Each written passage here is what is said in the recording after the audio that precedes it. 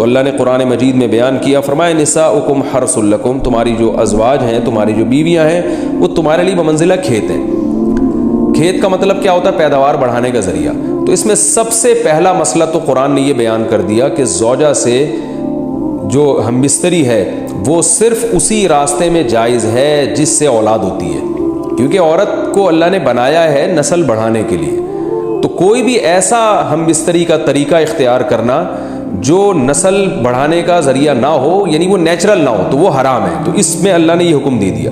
تو اس سے صاف یعنی حدیث سے بھی پتہ چلتا ہے، اور تمام فقہاء کا اجماع بھی ہے اس آیت کی روشنی میں کہ مسئلہ تھوڑا حیا کے خلاف ہے، لیکن میرا خیال ہے بتانا ضروری ہے کہ پچھلے راستے سے عورت سے ہم بستری کرنا بالکل حرام ہے، ناجائز ہے، اور نبی صلی اللہ علیہ وسلم کی اس پہ بہت شدید لعنت ہے، بہت شدید وعید ہے۔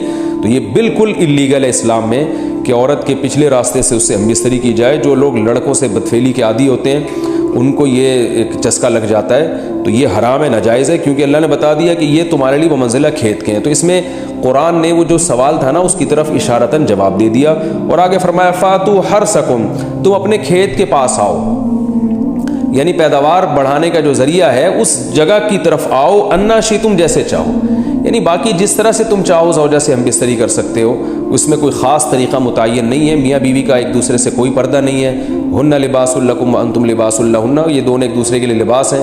تو اس میں طریقہ کار کوئی بھی ہو سکتا ہے، کسی بھی طرح سے کرنا چاہو ایک دوسرے سے لطف اندوز ہو سکتے ہو، لیکن فاتو حرثکم آنا موضع حرث میں ہے۔ حرث کا مطلب وہ اس جگہ کی طرف آنا ہے جہاں سے نسل بڑھتی ہے، کسی اور راستے کی طرف۔ اس سے صاف طور پر جو ہے نا وہ جو فاسق فاجر لوگوں کی جو برائی ہے، جو لڑکوں سے بدفعلی کے نتیجے میں پیدا ہوتی ہے، اس کا اللہ نے قلع قمع کر دیا کہ اس کی اسلام میں بالکل اجازت نہیں ہے۔ باقی طریقہ کار کیا ہوگا یہ تمہارے اوپر، اس کی اللہ نے تمہیں اجازت دی ہے۔ وَقَدِّمُوا لِأَنفُسِكُمْ، اور چونکہ بار بار حرث کا تذکرہ ہو رہا ہے کہ نسل بڑھانے کا، تو اس لیے اللہ نے فرمایا کہ قدموا لانفسکم، اپنی ذات کے لیے فیوچر میں انتظام کرو۔ قدموا کا مطلب آگے بھیجو اپنی ذات کے لیے سرمایہ۔ کیا مطلب؟ کہ جب زوجہ سے ہم بستری کرو تو نیت اولاد کی ہونی چاہیے، تاکہ وہ اولاد دنیا میں بھی اور آخرت میں بھی تمہارے لیے ذخیرہ بن جائے۔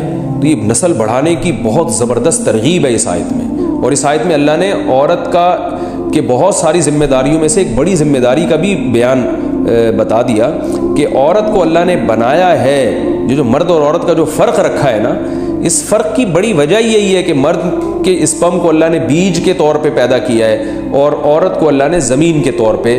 تو بیج اور زمین کے ملاپ کا بنیادی مقصد ہی نسل بڑھانا، پیداوار بڑھانا ہوتا ہے، نہ یہ کہ نسل روکنا۔ آج فیملی پلاننگ والوں نے اس آیت کی دھجیاں اڑا دی ہیں، اور جو پوری دنیا میں ایک بیہودہ قسم کی تحریک چل رہی ہے، یہ آیت بالکل اس کی نفی کر رہی ہے۔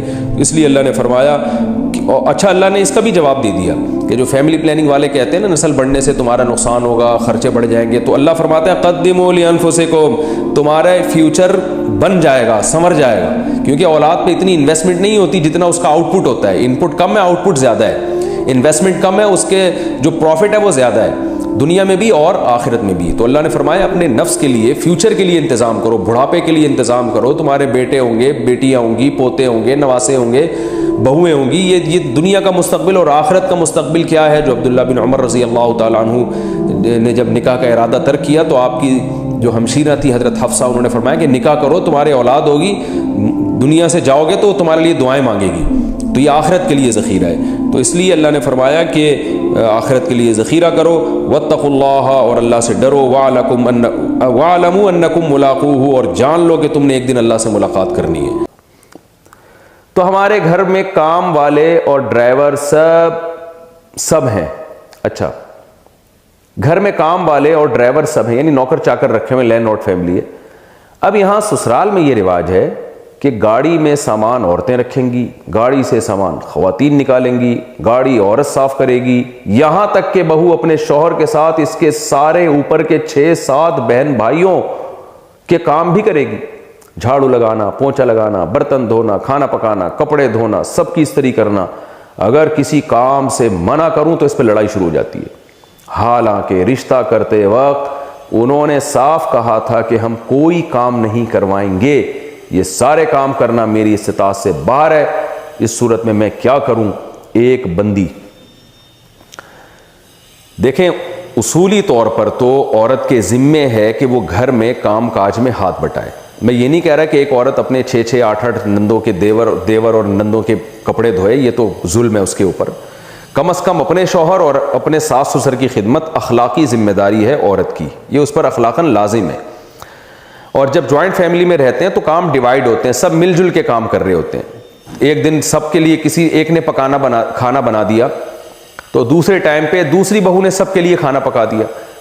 تو یہ سب مل جل کے, جیسے ہم سفر میں جب جاتے ہیں نا تو کام کو ڈیوائیڈ کرتے ہیں.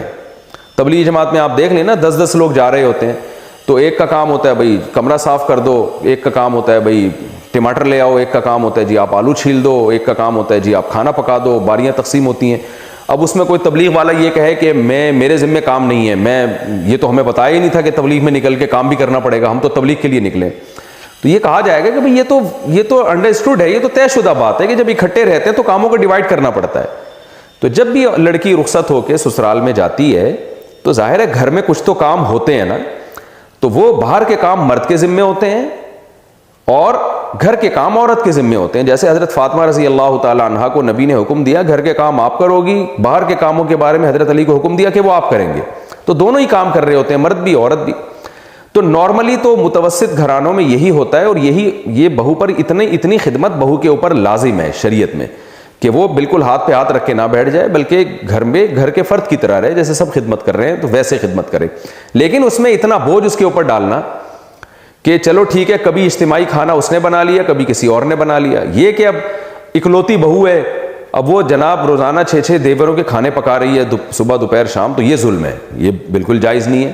کیونکہ اجتماعی جب رہتے ہیں تو اجتماعی میں سب ایک دوسرے کا خیال کر رہے ہوتے ہیں. یہ نہیں ہوتا کہ ایک ہی پہ سارا ووٹ ڈال دیا جائے, جیسے ایسا نہیں ہوتا کہ اب تبلیغ جماعت میں نکلتے ہیں تو ایک ہی آدمی پہ سارا ووٹ ڈال دیا جائے. یہ کوئی بھی پکنک کے لیے تفریح کے لیے جب سب لوگ اکٹھے نکلتے ہیں تو سب کام ایک دوسرے میں ڈیوائڈ کر رہے ہوتے ہیں. تو بہو پہ اتنا ووٹ ڈال دینا کہ وہ ہر ایک کے کھانے بنائے گی, ہر ایک کے کپڑے دھوئے گی, یہ تو بالکل ہی غلط ہے. دیور کو چاہیے کہ بھائی تو اپنے کام خود کر لیا کرو. اگر وہ بھابھی اپنی خوشی سے کر دے تو اچھی بات ہے, نہیں تو آپ خود کیا کرو, اس کے اوپر کیوں ڈال رہے ہو. یہ نندوں کو تو چاہیے, وہ تو خود خاتون ہیں, ان کے تو ذمہ ہے کہ وہ خود اپنے کام خود کریں. وہ